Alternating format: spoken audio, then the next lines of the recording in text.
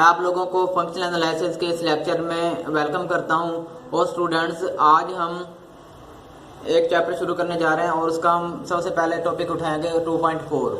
2.4 क्या है स्टूडेंट्स? उसमें फाइनाइट डायमेंशनल नॉर्म्ड एंड सब स्पेसेस हैं उसकी। स्टूडेंट्स, इसमें हम फाइनाइट डायमेंशनल स्पेसेस की बात करेंगे जो कि नॉर्म्ड होगी, और उसकी सब स्पेसेस की बात करेंगे। स्टूडेंट्स, एक यहाँ पर थ्योरम है लीनियर कॉम्बिनेशन के बारे में, एक थ्योरम है। इसके स्टेटमेंट्स क्या है? स्टेटमेंट है कि अगर कोई हमारे पास एक एक्स स्पेस है, एक एक्स स्पेस है जो कि नॉर्म्ड स्पेस है, और उसमें ये जो एक्स है ये एक नॉर्म स्पेस है, वो किसी भी डायमेंशन की हो सकती है, फाइनाइट डायमेंशनल है, उसकी कोई भी डायमेंशन हो सकती है। तो उसमें एक ये लीनियरली इंडिपेंडेंट वेक्टर्स का एक सेट है जो कि इसको स्पैन कर रहा है। मतलब अगर ये list of linearly independent vectors है तो इसको स्पैन जरूर करेगी, क्योंकि ये तो फाइनाइट डायमेंशनल है। तो ये फिर क्या होगी? ये इसकी बेसिस होगी। तो स्टूडेंट्स, फिर वो ये कहता है कि इनका अगर लीनियर कॉम्बिनेशन लिखा जाए और उसका नॉर्म ले लिया जाए तो उसके लिए फिर इस पूरी स्पेस में एक ऐसा नंबर एग्जिस्ट करेगा c, जो कि स्केलर होगा और वो ग्रेटर दैन 0 होगा, मतलब पॉजिटिव नंबर होना चाहिए। तो स्टूडेंट्स, उसके लिए ये रिलेशन होगा कि जितने भी अल्फा हैं, अगर अल्फा 1 से अल्फा n ले लें, तो अगर हम उसके जरिए इनका लीनियर कॉम्बिनेशन लिखे और उसका फिर नॉर्म ले लें, फिर ये ग्रेटर दैन इक्वल हो गए, पूरा का पूरा रिजल्ट ये number multiply by the all scalars in the form of modulus इनका प्लस। इनकी जो मल्टीप्लिकेशन यूं होगी, ये इससे लेस देन और इक्वल टू होगी और ये ग्रेटर देन और इक्वल टू होगा इस एक्सप्रेशन के। स्टूडेंट्स, आइए अब हम इस थ्योरम को करते हैं प्रूव।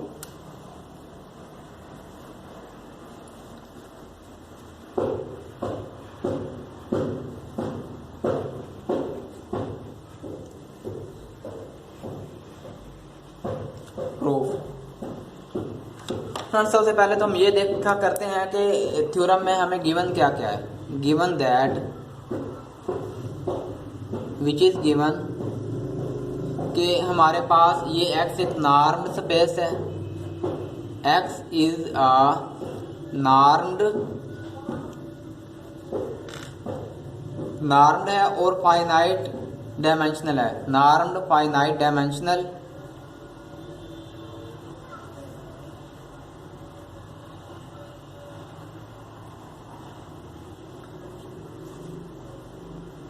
स्पेस, या फिर फाइनाइट डायमेंशनल नॉर्म स्पेस, जिस तरह आप मर्जी नाम दे दो। तो इसकी कोई ना कोई डायमेंशन होगी।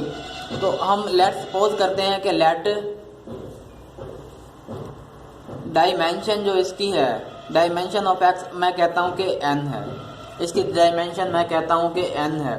और स्टूडेंट्स, इसमें ये linearly independent set of vectors है, ये भी गिवन है, एंड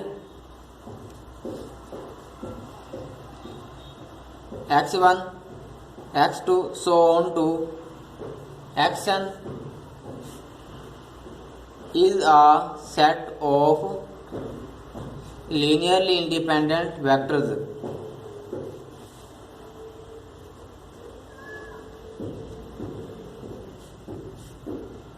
स्टूडेंट्स, ये लीनियरली इंडिपेंडेंट वेक्टर्स हैं, ये स्टूडेंट्स इनका सेट है। और स्टूडेंट्स, अगर ये लीनियर इंडिपेंडेंट वेक्टर्स हैं, ये इसका मतलब ये है कि ये जब फाइनाइट डायमेंशनल है स्पेस, तो ये फिर इसको स्पैन जरूर करेंगे। अगर स्पैन करते हैं इसकी फिर डायमेंशन भी n ही होगी। अब हमने शो क्या करना है? ये तो गिवन है, अब हमने शो क्या करना है? We have to show that, कि हमें क्या शो करना होगा? हमें यही शो करना होगा, अगर हम इनका लीनियर कॉम्बिनेशन ले लेते हैं, कोई ये जो अल्फा है, अल्फा 1 से लेकर अल्फा n तक, इनके साथ इनका लीनियर कॉम्बिनेशन ले लेते हैं, alpha 1 x1 plus alpha 2 x2 plus plus and so on to plus alpha n xn। Students, जब हम इनका लीनियर कॉम्बिनेशन ले लें, फिर इनका लेना नॉर्म। स्टूडेंट्स, आपको पता है कि ये जो है, ये स्केलर मल्टीपल ऑफ वेक्टर्स है, ये भी एक वेक्टर है, ये भी वेक्टर, ये भी वेक्टर। इन सारों को प्लस करेंगे फिर भी एक वेक्टर है। वेक्टर का नॉर्म क्या होता है? स्केलर होता है। वो जो स्केलर इनसे आएगा, वो जो रिजल्ट निकलेगा, वो हमेशा क्या होगा? वो स्टूडेंट्स वो होगा ग्रेटर देन होगा या फिर इक्वल टू होगा। ये we have to show that there exists C is greater than 0 such that, यूँ लिखेंगे for which students C into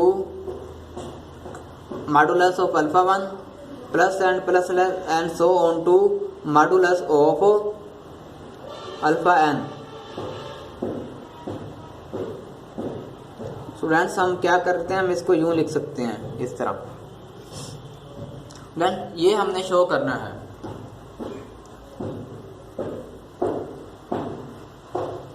students मैं इसको ऐसे करता हूं कि ये अल्फा 1 का mod plus on to alpha n का मोड है, इसको मैं ऐसे सपोज करता हूं let s is equal to alpha 1 का मोड प्लस अल्फा 2 का mod plus and so on to plus alpha n का मोड। फ्रेंड्स मैं इसमें इसको दर्ज कर देता हूँ। ये लीनियर कॉम्बिनेशन का जो नॉर्म है वो मैं लिखता हूँ इन वेक्टर्स का। ये हो गया, तो ये फिर ग्रेटर देन और equal to C into S होगा। ये पूरा नंबर एस मैंने बना लिया है। तो स्टूडेंट्स मैं अब इसको इक्वेशन नंबर J1 का नाम, इनइक्वालिटी नंबर J1 का नाम दूंगा। ये हो गया। स्टूडेंट्स अगर ये बात है तो यहाँ पर फिर दो पॉसिबिलिटीज हैं, या तो ये दोनों इक्वल हैं या फिर ये ग्रेटर देन इससे है। दो भी पॉसिबिलिटीज है ना। मैं कहूँगा there are then there are two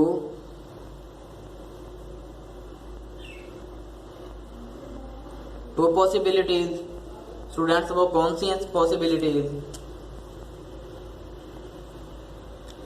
पहली पॉसिबिलिटी ये है कि ये जो s है ये पूरा का पूरा ये 0 होगा। और स्टूडेंट दूसरी पॉसिबिलिटी ये है कि ये जो s होगा, ये वाला s ये ग्रेटर देन 0 होगा। दो पॉसिबिलिटीज हैं फ्रेंड्स। अगर तो ये s0 मतलब ये s0 तो ये अल्फा जितने भी हैं सारे 0 हैं। अगर ये 0 है तो फिर ये भी तो अल्फा 0 है फ्रेंड्स। फिर ये होगा, ये पूरा 0 हो जाएगा, ये भी 0 हो जाएगा। जब इस नल वेक्टर हो जाएगा, इसका नॉर्म 0 आएगा, स्केलर होगा, ये स्केलर होगा, दोनों 0 होंगे, फिर ये दोनों बराबर हो जाएंगे। हम आते हैं केस 1 पे।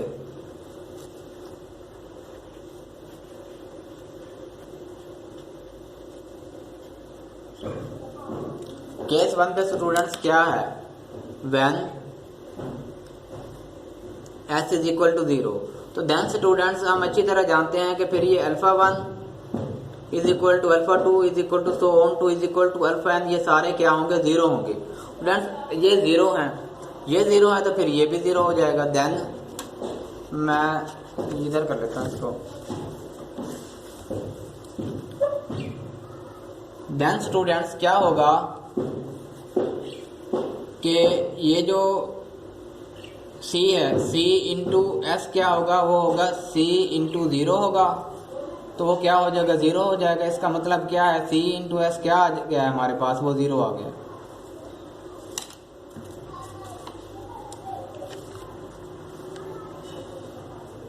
अब आते हैं दूसरी जानिब। तो जैसे कि ये alpha 1 x1 plus and so on to alpha n xn जो है उसका जो नॉर्म है वो भी अब आ जाएगा बराबर। इसको ये 0 हुआ, 0 से मल्टीप्लाई किया 0, null vector so on to null vector. Students हमें पता है कि नल वेक्टर्स का सम क्या होता है, नल वेक्टर ही होता है। और नल वेक्टर का नॉर्म तभी होगा 0 जब स्टूडेंट्स ये वेक्टर खुद 0 होगा। और इसका नॉर्म हमेशा क्या आता है, स्केलर आता है। स्टूडेंट्स ये आगे एक स्केलर, ये वेक्टर है, ये स्केलर है। स्टूडेंट्स ये भी अब 0 आ गया बराबर। मतलब ये हुआ कि ये जो लीनियर कॉम्बिनेशन है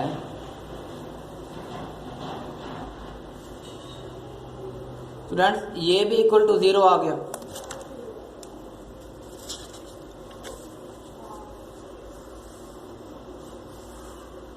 फ्रेंड्स मैं ऐसे करूँगा, इसको मैं J2 का नाम दे रहा हूँ और इसको मैं J3 का नाम दे रहा हूँ। ये दे दिया मैंने। तो अब हम कहेंगे from J1 and J2 linear combination of these vector, और उनका फिर नॉर्म लिया जाए, मतलब norm of the linear combination of these vectors, ये इक्वल आ गया C इंटू एस के इन दो इक्वेशन से। स्टूडेंट्स ये रिजल्ट जो है ये तो होल्ड कर गया, मतलब ये होल्ड कर गया, किसको होल्ड किसको करता है, जो मैंने J1 लिखा था उसको होल्ड कर गया, कि उसमें यही था या तो इक्वल होगा या ग्रेटर देन होगा, तो इक्वल की प्रॉपर्टी को सेटिस्फाई कर गया। अब हम आते हैं केस 2 पर, क्या वो भी होल्ड करता है?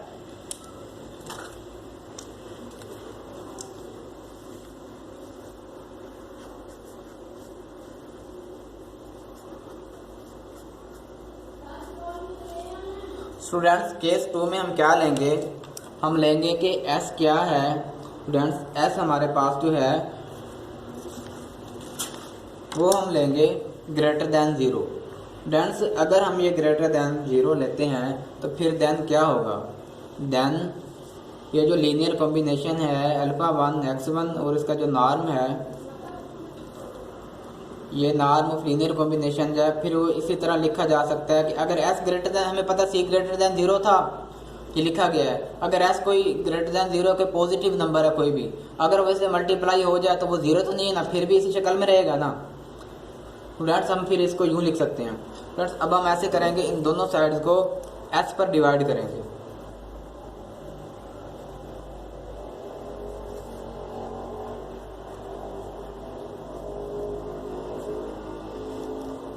S पर डिवाइड करेंगे,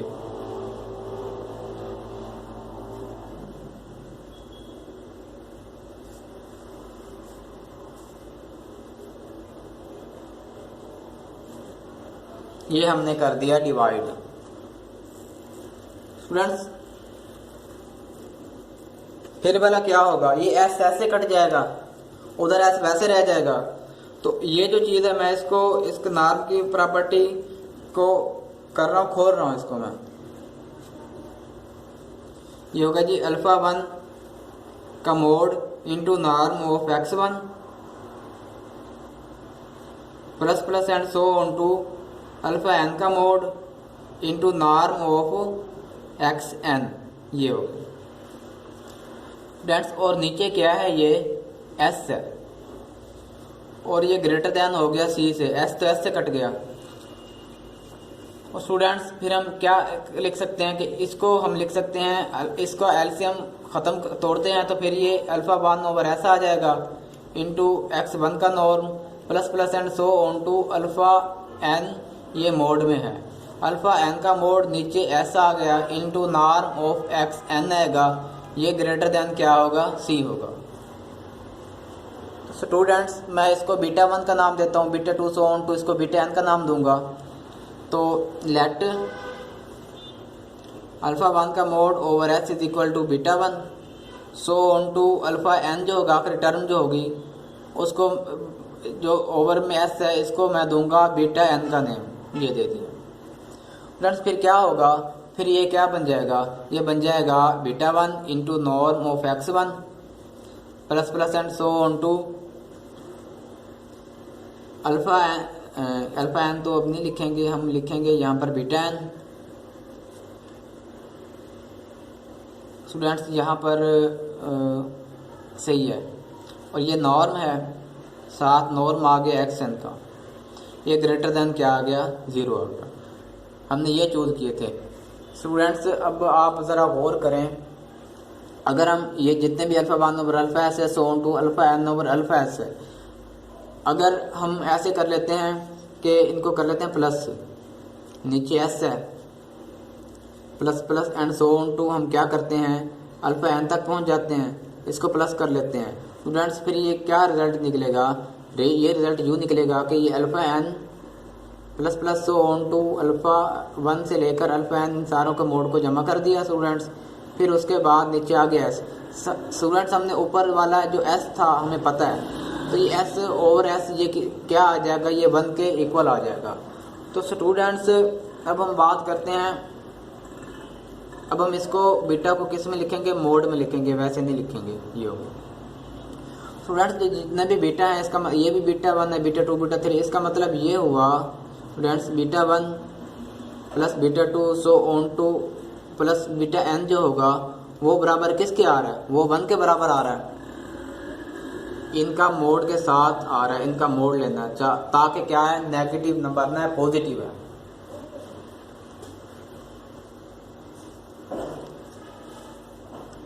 तो स्टूडेंट्स ये जो है, ये जो चीज़ थी ये वाली, इसको मैं एक ही नॉर्म में लिखना चाहूँगा। ये आ जाएगा beta 1 x1 plus beta 2 x2 plus plus and so on to beta n xn। ये नॉर्म की प्रॉपर्टी के तहत हम क्या करेंगे, स्केलर को अंदर लेके जा सकते हैं, स्केलर मल्टीप्लिकेशन की मदद से। तो ये लेस देन क्या है, c है।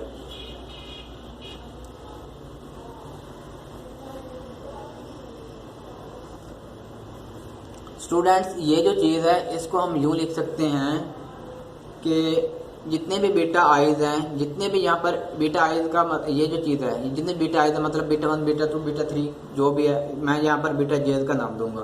स्टूडेंट्स जितने भी बीटा जेज हैं इनको मोड में लिखकर, ये मोड में लिखे हुए हैं ना, अगर हम इसको समीशन की शक्ल में लिख दें इसी चीज़ को, जबकि जे 1 से वेरीज होते हैं n तक, स्टूडेंट्स फिर ये यही बात है कि ये 1 के बराबर है, where that expression is equal to 1। इसके तहत स्टूडेंट्स अब मैं ऐसे करूँगा, इस इक्वेशन को नेम दूंगा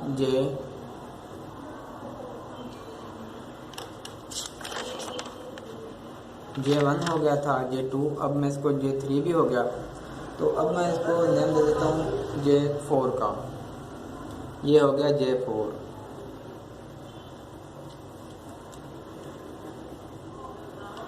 अब बात क्या है, अब बात ये है कि हमें रिक्वायर्ड क्या है। स्टूडेंट्स हमें रिक्वायर्ड ये है कि वी हैव टू रिक्वायर्ड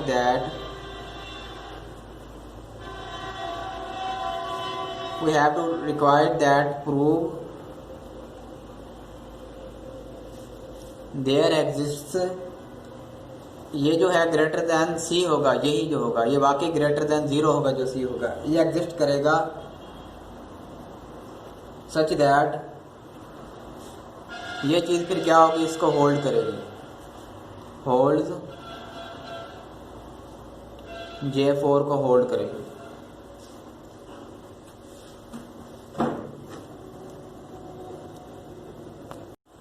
तो स्टूडेंट्स ये हमारे पास एक लीनियर कॉम्बिनेशन नया बन चुका है, जो कि बीटा 1 है, beta 2 beta 3 so beta n, ये स्केलर्स हैं जो कि इस शक्ल के स्केलर्स हैं और इनका सम 1 के बराबर आ रहा है। अगर इनका सम, अब जो स्केलर्स हैं अगर इनका सम 1 के बराबर आ रहा है तो इसका मतलब ये हुआ कि ये सारे स्केलर्स जो हैं ये सारे के सारे 0 नहीं हैं। अब जो हमने पीछे जो हमारे पास ये रिलेशन था इसमें सारे के सारे क्या थे, स्केलर 0 थे, लेकिन स्टूडेंट्स अब जो बीटा 1 और से लेकर बीटा n तक हैं ये ऐसे स्केलर्स हैं जिनका सम ही 1 आ रहा है। अगर स्टूडेंट्स इनका सम 1 आ रहा है तो ये सारे 0 कम से कम इनमें से एक तो नॉन 0 होगा। तो स्टूडेंट्स इसका मतलब ये क्या होगा कि इन स्केलर के मुताबिक ये तो फिर क्या है कि लीनियरली डिपेंडेंट हो गए, ये वाले जो क्या कहते हैं कि वेक्टर्स हैं ये डिपेंड करता है स्केलर्स पर। स्टूडेंट्स अब हमने ये कहा कि फिर सी एक ऐसा ग्रेटर दैन 0 वाकई अब एग्जिस्ट हमने करवा के देखते हैं, जैसे लिखा हुआ वाकई ये प्रूव करना है कि ये एग्जिस्ट कर रहा है, कि जो कि इस 4 को होल्ड कर रहा है। तो स्टूडेंट्स अब हम इसको कंट्रारी सपोज करते हैं कि ये एग्जिस्ट कर ही नहीं रहा, हम यही कहेंगे ये नहीं एग्जिस्ट कर रहा। सपोज सच सी जो कि ग्रेटर दैन 0 है डजंट एग्जिस्ट, कि ये एग्जिस्ट ही नहीं कर रहा। तो स्टूडेंट्स अब हम ऐसे करेंगे, हम किसी और मेथड से प्रूव करेंगे। वो ये प्रूव करेंगे कि हम एक सीक्वेंस उठाएंगे सीक्वेंस क्या है? सीक्वेंस हम कहेंगे कि then there exists a sequence, जिसको मैं ym का नेम दे रहा हूँ, जो कि वेक्टर्स की है, सीक्वेंस ऑफ वेक्टर्स। वेक्टर्स कौन से हैं? वो x1 से लेकर xn तक है। Vectors such that sequence can be written in the linear combination of these vectors, beta 1 x1 plus beta 2 x2 plus and so on to plus beta n xn। तो इस सीक्वेंस को भी हमने linear combination में लिख दिया। Students, आप एक बात याद रखिए कि जो हमारे पास स्पेस थी वो फाइनाइट डायमेंशनल थी, तो उसकी बेस उसमें एग्जिस्ट करती है, तो उसके बेस में जो एलिमेंट होंगे उनके लीनियर कॉम्बिनेशन में इसके हर एक एलिमेंट को लिखा जा सकता है। मतलब इस फाइनाइट डायमेंशनल जो नॉर्म स्पेस है, इसके हर एक एलिमेंट्स को इन वेक्टर्स के लीनियर कॉम्बिनेशन में लिखा जा सकता है। स्टूडेंट्स, अब बात यहाँ पर ये आती है कि ये एलिमेंट, तो अब यहाँ पे हमारे पास सीक्वेंस है, तो सीक्वेंस को भी हम एज अ एलिमेंट ही कंसिडर्ड करेंगे। स्टूडेंट्स, सीक्वेंस क्या है कि अगर ये सीक्वेंस है, अगर ये अकेला वाई होता तो इसको हम बीटा 1 इस तरह इस कॉम्बिनेशन में लिख देते, लीनियर कॉम्बिनेशन में। स्टूडेंट्स, अब हमारे पास सीक्वेंस है, अगर सीक्वेंस होगी तो ये जो बीटा होंगे स्टूडेंट्स, ये बीटाज भी अब हम क्या लेंगे, ये बीटा भी अब हम सीक्वेंसेस लेंगे। ये हम खाली स्केलर नहीं लेंगे, बीटाज की भी हम क्या लेंगे, सीक्वेंस, जिनका इंडेक्स क्या होगा, m होगा। इंडेक्स m होगा ये, जबकि ये जो इंडेक्स m है ये एक सेट है जो कि 1 2 3 सो ऑन टू हम कहेंगे कि इन्फिनिटी तक है। मतलब ये हुआ कि अब अगर हमारे पास कोई भी बीटा है, अगर हम इसके सीक्वेंस ले, इसको मैं मैं क्या कर देता हूँ, जे का नाम दे देता हूँ। जे का मतलब है वो 1 भी हो सकता है, 2 भी हो सकता है, 3 कोई भी हो सकता है, n भी हो सकता है। तो स्टूडेंट्स, अगर हम इसकी पावर m ले लेते हैं ये वाली, तो सीक्वेंस ये जो होगी students, is it equal to students beta j ऊपर इंडेक्स 1, बीटा जे ओवर ऊपर इंडेक्स 2 और बीटा जे ऊपर इंडेक्स 3, सो ऑन टू क्या होगा, इन्फिनिटी तक किया जाएगा। स्टूडेंट्स, ये एक सीक्वेंस है। हर एक फिक्स बीटा जे के लिए, मतलब 1 के लिए, 2 के लिए, 3 के लिए एक सीक्वेंस है जिसका इंडेक्स m है। ये सारी ये भी सीक्वेंस है, ये भी सीक्वेंस है, ये भी सीक्वेंस है। क्योंकि स्टूडेंट्स, इस वक्त हमने खाली एक वेक्टर को लीनियर कॉम्बिनेशन में अदर दीज वेक्टर नहीं लिखा, स्टूडेंट्स, हमने लिखा है सीक्वेंस को। इसलिए हम जो स्केलर लेंगे वो स्केलर्स की हम सीक्वेंस लेंगे, ये सारी सीक्वेंसेस होगी। तो स्टूडेंट्स, अब हम ये देखते हैं कि अगर ये सीक्वेंस है हमारे पास जिसको इस लीनियर कॉम्बिनेशन में लिखा गया है, स्टूडेंट्स यहाँ पर जो तो हम यहाँ लिखेंगे with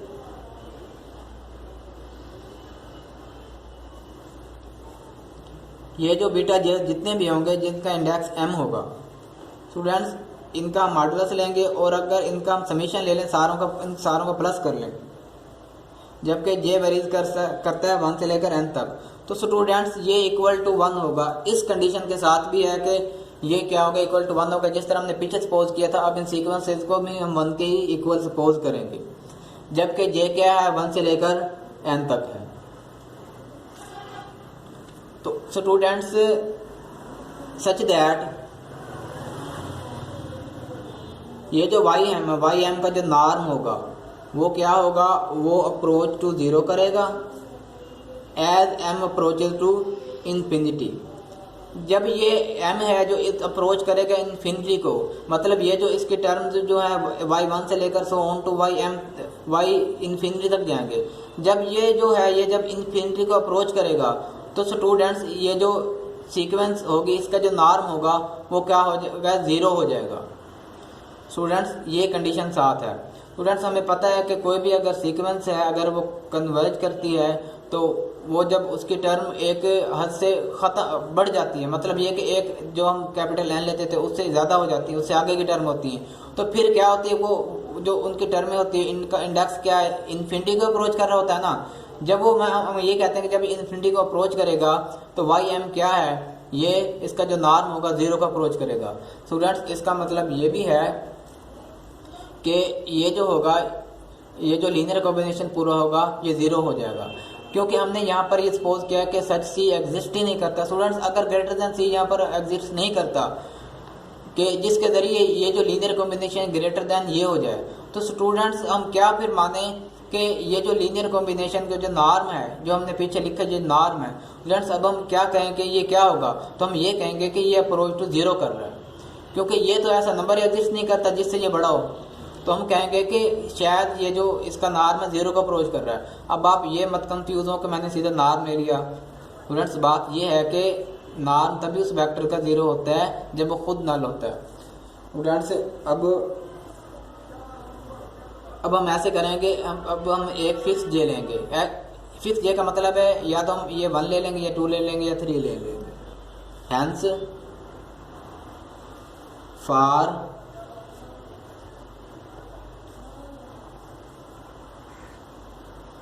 each fix J, each लिख लो कि एक कोई भी हम फिक्स कर लें यहाँ से 1 या 2 या 3, हमें ये नहीं पता। जैसे मैंने ये कहा था ये था कि सीक्वेंस है, लेकिन हमें ये नहीं पता कि जे क्या है, यहाँ पर 1 या 2 है। फिक्स जे, हर एक फिक्स जे के लिए क्या होगा कि ये जो बीटा जे होगा इंडेक्स विद m, इसका जो मोड होगा या तो ये लेस देन 1 होगा या फिर इक्वल टू 1 होगा। क्यों होगा? क्योंकि इनका पूरा जो सम है वो तो 1 के बराबर आ रहा है। अगर ये लेस देन 1 होगा तो फिर इनको सारों को प्लस करके 1 बनेगा। अगर ये इक्वल टू 1 है, बाकी इस स्पेसिफिक जो बीटा जे उसके अलावा बाकी सारे जे क्या होंगे, वो 0 होंगे। बीटा सारे क्या होंगे, 0 होंगे। स्टूडेंट्स ये प्रॉपर्टी यहाँ पर ज़रूर लाई कर रही है। अब आप ये इसको पर गौर करें। जबकि ये 1 था, यहाँ पे लिख लेंगे बिकॉज क्या है, बिकॉज हमारे पास ये आ रहा है कि ये जो इनका सम है ना, सम जे 1 से लेकर n तक है, beta J with index m है। क्योंकि ये 1 आ रहा है इसलिए हम कह रहे हैं कि या तो ग्रेटर लेस देन 1 होगा या फिर इक्वल टू 1 होगा। तो स्टूडेंट्स ये जो इसकी फिक्स की जो सीक्वेंस बनेगी, जिस तरह ये हमने सीक्वेंस बनाई, इसकी जो सीक्वेंस बनेगी, so for fix J, fix कर ले मतलब उसको कोई इनमें से 1 रख ले, 3 रख ले, कोई भी रख ले, फिक्स के लिए, सबको नहीं, फिक्स की बात हो रही है। फिक्स जे दिस सीक्वेंस जो बीटा जे है विद इंडेक्स m है, फिक्स जे को रख ले, कोई भी वो हो सकता है।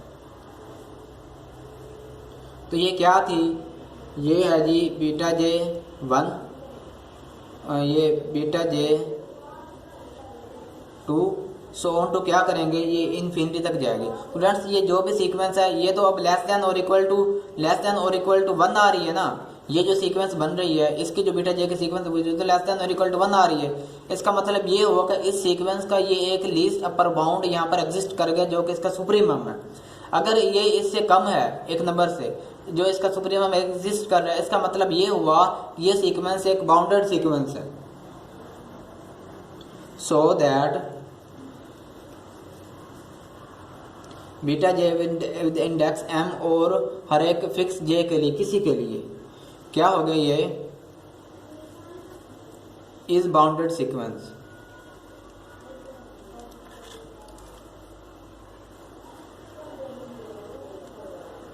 स्टूडेंट्स अगर ये बाउंडेड सीक्वेंस है तो बोल्जानो-वायर्सट्रास का थ्योरम है, वो ये कहते हैं कि कोई भी अगर हमारे पास नॉर्मल स्पेस है तो उसमें जो भी अगर हमारे पास बाउंडेड सीक्वेंस होगी, उस बाउंडेड सीक्वेंस की कोई ना कोई कन्वर्जेंट सीक्वेंस जरूर होगी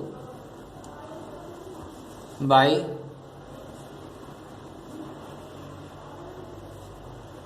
बोल्जानो-वायर्सट्रास थ्योरम तो क्या कहता है कि फिर ये जो सीक्वेंस है हमारे पास फिक्स जे के लिए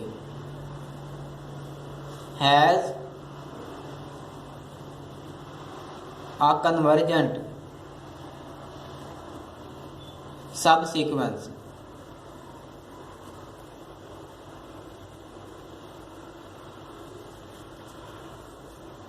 इसके सब सीक्वेंस होगी। हम सपोज कर लेते हैं कि सपोज दैट अगर हमारे पास बीटा 1 है, बीटा 1 कहते हैं कि इसको फिक्स कर लेते हैं, ये एक sequence has a convergent subsequence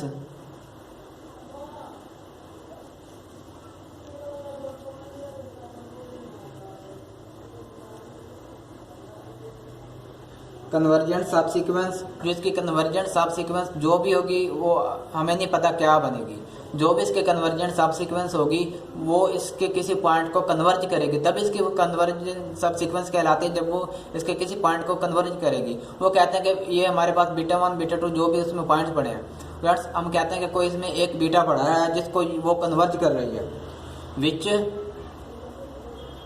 converge beta, जो कि इसी में लाई कर रहा है, as M approaches to infinity. मतलब ये जो है, ये जब इसकी जो टर्म होगी एक ख़ास लिमिट के आगे बढ़ जाएंगे, जब ये इतनी ज़्यादा बढ़ जाएंगे कि हम कहेंगे इन्फिनिटी को पहुंच जाएंगे एक ख़ास n नंबर के बाद, तो फ्रेंड्स फिर क्या होगी कि ये सीक्वेंस क्या उस वक्त ये टेंड कर जाएगी, इसके किसी पॉइंट को कन्वर्ज कर जाएगी। इसका मतलब ये होगा कि इसकी डेफिनेशन मैंने ये लिख दी।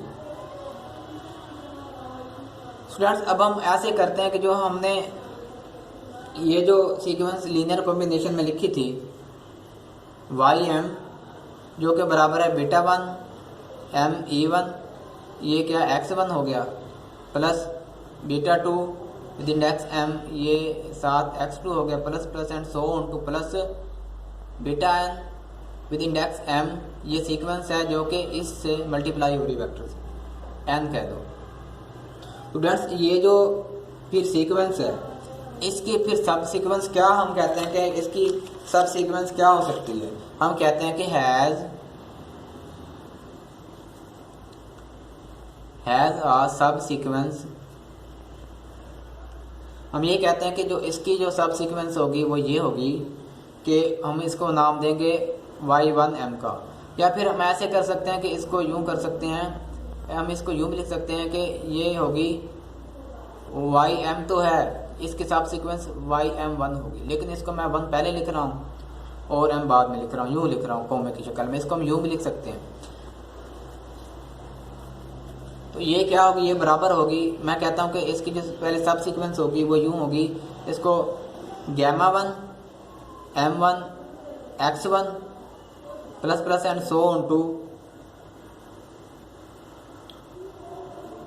अभी हम सो ऑन टू नहीं करते, हम कहते हैं कि प्लस ये जो है हम कहते हैं कि इसको यहाँ पर बीटा 2 है और यहाँ पर क्या है x2 है, फिर हम कहेंगे plus plus and so on to, plus क्या होगा कि यहाँ पर हो जाएगा आखिर पे बीटा n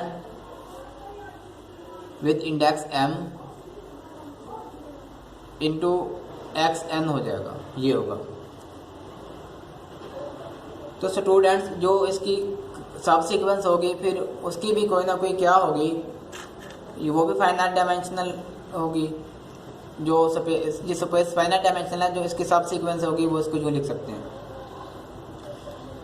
स्टूडेंट्स वेयर क्या होगा, वेयर ये जो γ1 है, ये जो सीक्वेंस है γ1 पूरी की पूरी, ये किसी इस सीक्वेंस बीटा 1 के किसी एक नंबर को क्या करेगी, कन्वर्ज करेगी, बीटा 1 को कन्वर्ज करेगी as n approaches to infinity, m approaches to infinity. जब ये m अप्रोचेस टू इन्फिनिटी होगा तो ये क्या पूरी की पूरी ये जो सीक्वेंस है ये वाली, ये स्केलर की, इस स्केलर को कन्वर्ज करेगी, इसलिए हमने इसकी जगह ये लिख दिया।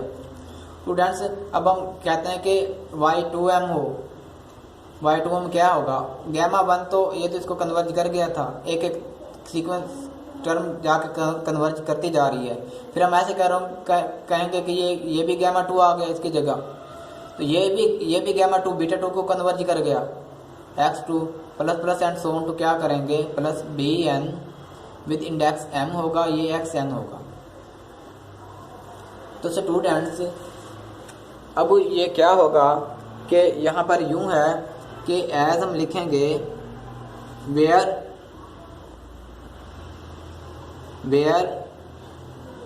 γ2 with index m approaches to beta 2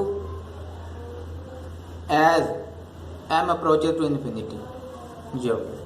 friends चलते चलते हम कंटिन्यू करते करते हम क्या कहेंगे कि यहाँ पर ये जब nth टर्म आ जाएगी एन एम हो जाएगी फ्रेंड्स, फिर ये क्या होगा, ये सारे गैमाज होंगे।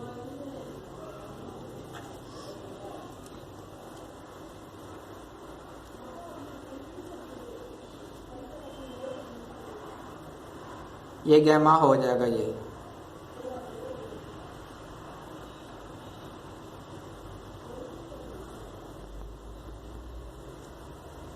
तो स्टूडेंट्स फिर हम ये कहेंगे कि ये सारे जो,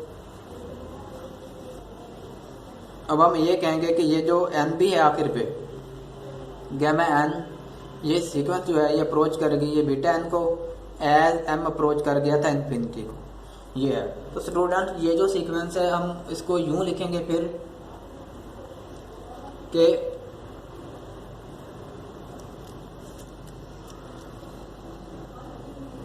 ये जो वाई एन है वह एन एम होगी, ये इसको हम यूं लिखेंगे कि ये बराबर होगी, इसकी जो टर्म्स होंगी वो यूं होगी,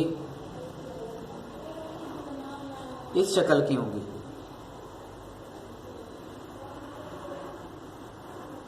इस शक्ल की इसकी टर्म होगी, ये इसके ये एक सब सीक्वेंस होगी। तो सब सीक्वेंस किसकी है स्टूडेंट्स, ये सब सीक्वेंस है वाई एम की। वाई एम कहाँ है, वाई एम हमारे पास ये है, इसकी ये सब सीक्वेंस अब ये आ गई है, ये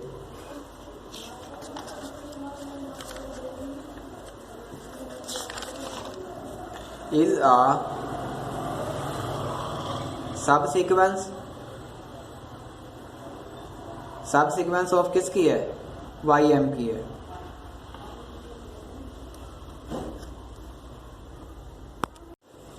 तो स्टूडेंट्स हमने सीक्वेंस किस शक्ल में लिख दिया। तो स्टूडेंट्स ये जो सीक्वेंस है, ये जो चीज़ है, ये सीक्वेंस है, ये जो वही सीक्वेंस है, इसको जो टर्म होगी ये देखो, इसको हम समीशन में लिख सकते हैं, which can be written as, तो इस वाई एन एम को हम क्या कर सकते हैं कि समीशन की शक्ल में लिख सकते हैं। ये होगा 1 to n वेरीज करेगा, सबसे पहले क्या आ रहा है, गैमाज आ रहे हैं विद इंडेक्स m, ये j होगा इंटू एक्स, इसके साथ क्या हो रहा है, मल्टीप्लाई हो रहे हैं, उसको भी मैं j का नाम दूंगा। इन सारी जो टर्म्स थी ये वाली सारे, इनको मैंने समीशन में लिख दिया, ये हो गई।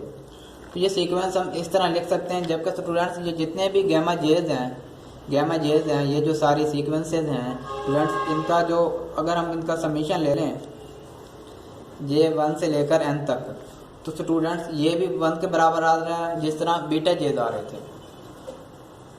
क्योंकि ये बीटा जेज को अप्रोच कर रहे हैं ना, हमें पता है। तो अब हम ये करेंगे कि here gamma j's approaches to beta j's को अप्रोच कर रहे हैं। ये अब हम यहाँ पर एम नहीं लिखेंगे, बीटा जेज को अप्रोच कर रहे हैं एज, ये जो एम है इंडेक्स है इसका, जब ये इन्फिनिटी को जब अप्रोच कर रहा है, हम यूँ लिखेंगे।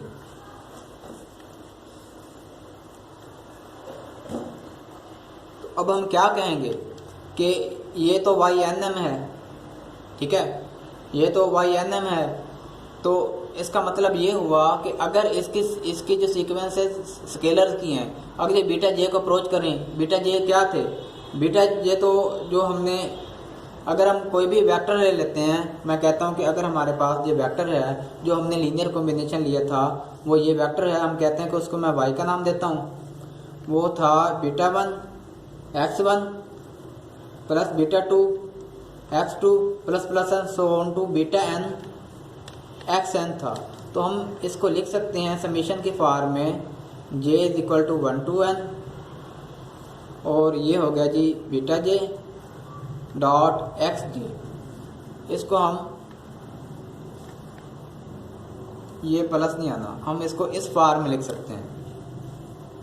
तो स्टूडेंट्स ये y है, तो अगर ये सीक्वेंस अगर बीटा जेज को अप्रोच कर रही है, इसका मतलब ये हुआ कि ये जो सीक्वेंस पूरी की पूरी है, ये फिर पूरी की पूरी सीक्वेंस फिर y को अप्रोच कर जाएगी। जब इसकी ये सीक्वेंस है, जब इसको अप्रोच कर रही है तो इसका मतलब ये पूरी की पूरी सीक्वेंस क्या है, y को अप्रोच कर जाएगी।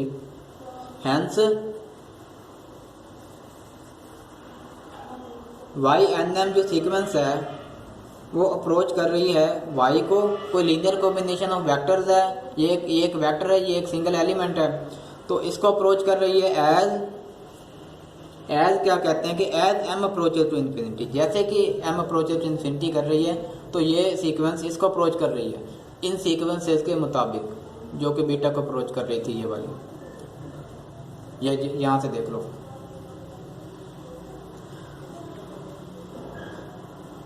तो स्टूडेंट्स अब ये बात हुई कि ये अगर ये इनका अगर सम जो होता है वो अगर इक्वल टू 0 है तो here not all beta जेज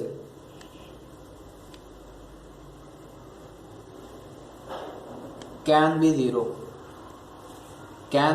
zero, क्योंकि इनका सम 1 आ रहा है। अगर सारे भी ज़ीरो में से एक तो नॉन ज़ीरो होना चाहिए तभी इनका सम जो 1 आ रहा है। तो सारे तो बीटा जेज, ये जो बीटा जेज हैं ये वाले, ये जो हैं ये सारे तो क्या है कि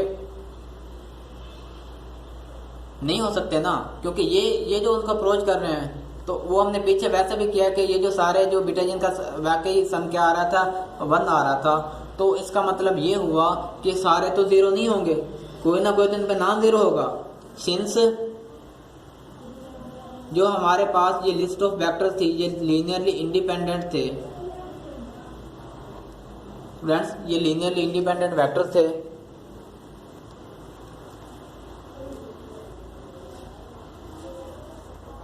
is a set of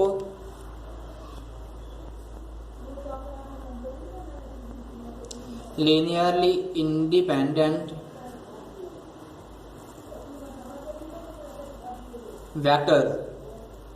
ये अगर लीनियरली इंडिपेंडेंट वेक्टर्स का अगर सेट है तो अब हम क्या कहें, अब हम ये जो इसको मैंने y का नाम दिया था, इसके लीनियर कॉम्बिनेशन को जब मैंने ये y का नाम दिया है तो ऑल बीटा जब 0 नहीं है तो स्टूडेंट्स अगर सारे बीटा 0 नहीं है तो ये फिर कोई भी मल्टीप्लिकेशन जो होगी वो ऐसी कोई ना कोई निकल आएगी जिसका जवाब कम से कम 1 तो आएगा। इन सारों को मिलाकर 1 तो आएगा कम से कम, ये से ज़्यादा आएगा। इसका मतलब ये हुआ कि ये जो y है स्टूडेंट्स, क्योंकि इसके बीटा सारे 0 नहीं है तो स्टूडेंट्स ये फिर इक्वल टू 0 नहीं होगा। ये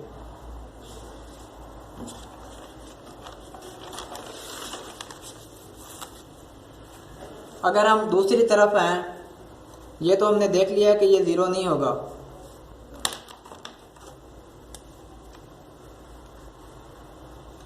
ये लीनियर कॉम्बिनेशन है। ऑन दी अदर हैंड क्या है कि ये जो YNM है ये तो यहाँ पर अप्रोच कर रहा था y को, ये जो है YNM है ये तो y को अप्रोच कर रहा है यहाँ पर। स्टूडेंट अगर ये y को अप्रोच कर रहा है तो इसका नॉर्म फिर इसके नॉर्म को अप्रोच करेगा। इम्प्लाइज YNM का जो नॉर्म है स्टूडेंट्स वो भी फिर अप्रोच करेगा, इसके नॉर्म को अप्रोच करेगा। ये एक वेक्टर है ना, तो जबकि स्टूडेंट्स अगर ये वेक्टर ही 0 नहीं है तो इसका नॉर्म नहीं 0 आ सकता, क्योंकि हमने पढ़ा है कि नॉर्म तब 0 होगा जब ये नल होगा। जब ये नल ही नहीं है तो फिर ये इसका नॉर्म भी नॉन 0 होगा। स्टूडेंट्स ये अप्रोच तब कर रही है y को जब ये हम कहते हैं कि as m approach to infinity हो रहा था, ये हो गई। और ये कंटिन्यूटी नॉर्म के तहत हम इसका नॉर्म भी अप्रोच करवा सकते हैं बाय कंटिन्यूटी ऑफ नॉर्म्स। ये मैं लिख देता हूँ किस तरह हमने ये अप्रोच किया। ये अगर ये था ये बाय नॉर्म्स कंटिन्यूटी, ये हो गया।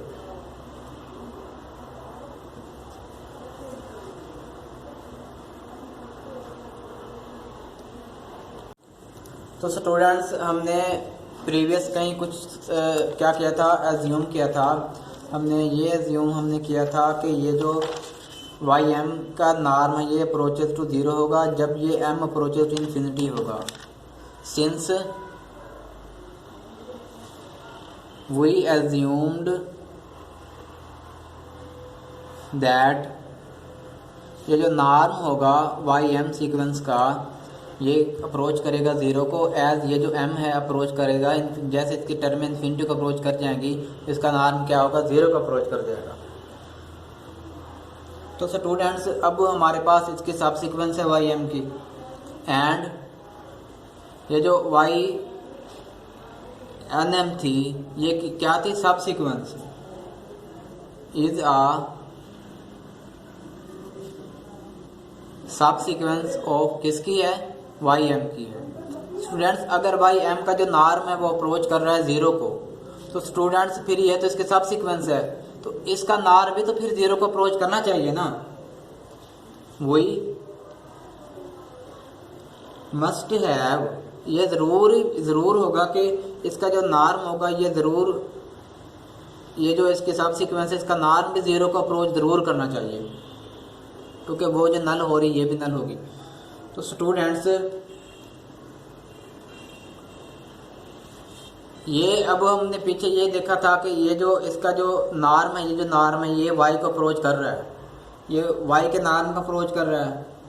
तो इसका मतलब ये हुआ कि ये अगर ज़ीरो को अप्रोच कर रहा है तो इसका मतलब ये होगा वाई का नॉर्म ज़ीरो होगा, हैंस नॉर्म ऑफ वाई क्या होगा, वो होगा ज़ीरो को। सो दैट स्टूडेंट्स ये जो वाई है वो भी ज़ीरो होगा। हमने पढ़ा है कि किसी भी वेक्टर का जो नॉर्म होगा ज़ीरो तभी आता है जब वो नल हो, तो यहाँ पर वाई तो क्या हो गया, नल हो गया। तो स्टूडेंट्स जो हमारे पास यहाँ पर ये सीक्वेंस थी वाई, ये तो क्या है कि ये ज़ीरो नहीं आ रही थी। क्यों नहीं आ रही थी कि सारे जो बीटा हैं इनका जो प्लस करते हैं तो वो वन आता है। क्या आता है वो स्टूडेंट्स, वो आ रहा है वन। अगर स्टूडेंट्स बीटा जे का सम वन आ रहा, सारे बीटा जे ज़ीरो नहीं है, अगर सारे beta J hence not are zero, तो इसका मतलब ये हुआ कि ये जो लीनियर कॉम्बिनेशन बनेगा ये भी ज़ीरो नहीं होगा, ये वाई ज़ीरो नहीं होगा। लेकिन स्टूडेंट्स इसके मुताबिक तो वाई यहाँ पर ज़ीरो बन रहा है, ये तो गलत बात होगी बिल्कुल। तो y इक्वल टू ज़ीरो नहीं था, ये कंट्राडिक्ट कर रहा है, विच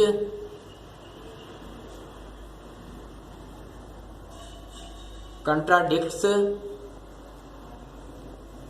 y is not equal to zero. ये y is not equal to zero की बात को ये बात कंट्राडिक्ट कर रही है ये वाली। इसका मतलब ये हुआ कि हमारी जो सपोजिशन थी वो रॉन्ग थी। Our supposition is wrong. हमारी सपोजिशन ये थी कि सच सी एग्जिस्ट नहीं करता जो ग्रेटर दैन ज़ीरो, जिसके मुताबिक हमारा रिजल्ट प्रूव हो रहा हो। इसका मतलब ये है कि सच सी ग्रेटर दैन ज़ीरो एग्जिस्ट, ज़रूर ये एग्जिस्ट करेगा स्टूडेंट्स। इसका मतलब ये हुआ कि अब ये चीज़ है ये अब होल्ड कर गई है हमारी इस J1 को अब ये होल्ड कर गई ये चीज़, क्योंकि विच